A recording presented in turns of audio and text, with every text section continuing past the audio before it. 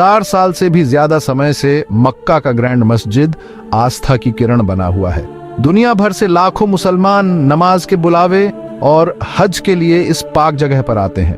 काबा, जो काले रंग के कपड़े से ढका हुआ है, इस पवित्र जगह के बीचों बीच स्थित है। ये अल्लाह की एकता और मुस्लिम दुनिया की एकजुटता को दर्शाता है। नवंबर 1979 की सुबह मक्का में हर रोज की तरह हुई। सफेद कपड़ों में सजे हुए यात्री नमाज की तैयारी कर रहे थे, लेकिन यह शांति जल्द ही टूट गई। गोलियों की आवाज गूंज उठी। जुहायमन अल-ओतैबी के नेतृत्व में सैकड़ों आतंकवादियों ने मस्जिद पर धावा बोला। इस कब्जे की खबर से सऊदी अरब में हड़कंप मच गया। इस्लाम के सबसे पवित्र स्थलों के संरक्षक हाउस ऑफ सूद को एक अभूतपूर्व संकट का सामना करना पड़ा।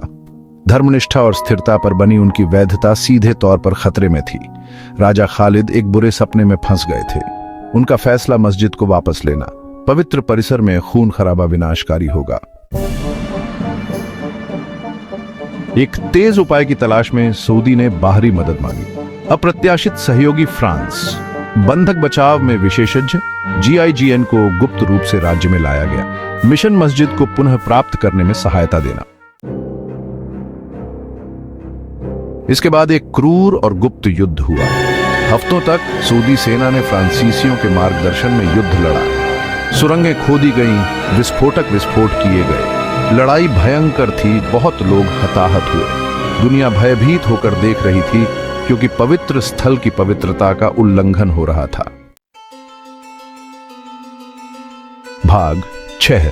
परिणाम, एक बदला हुआ साम्राज्य। 2 हफ्ते की घेराबंदी के बाद मस्जिद को वापस ले लिया गया। जुहायमन अल-ओतैबी और उसके अनुयायियों को पकड़ लिया गया या मार दिया गया। हाउस ऑफ सूद बच गया, लेकिन राज्य बदल गया। सरकार ने सत्ता पर पकड़ मजबूत कर ली और सख्त इस्लाम को अपना लिया। धार्मिक रूढ़िवाद मानक बन गया। भाग 7। वैश्विक स्तर पर हड़कंप। ग्रैंड मस्जिद पर कब्जे ने मुस्लिम दुनिया में डर और गुस्से की लहरें भेज दी। इस हमले की बेशर्मी ने वैश्विक मुस्लिम समुदाय को हिला दिया। इसने सऊदी शासन की कमजोरियों को उजागर किया। भाग 8। अतिवाद के बीज। यह घेराबंदी एक महत्वपूर्ण मोड़ थी। इसने जिहादियों की एक नई पीढ़ी को प्रोत्साहित किया, जो सऊदी शासन को नाजायज और पश्चिम को दुश्मन मानते थे, जो बाद में इस घटना का हवाला अपने आतंकवाद के रास्ते पर देगा।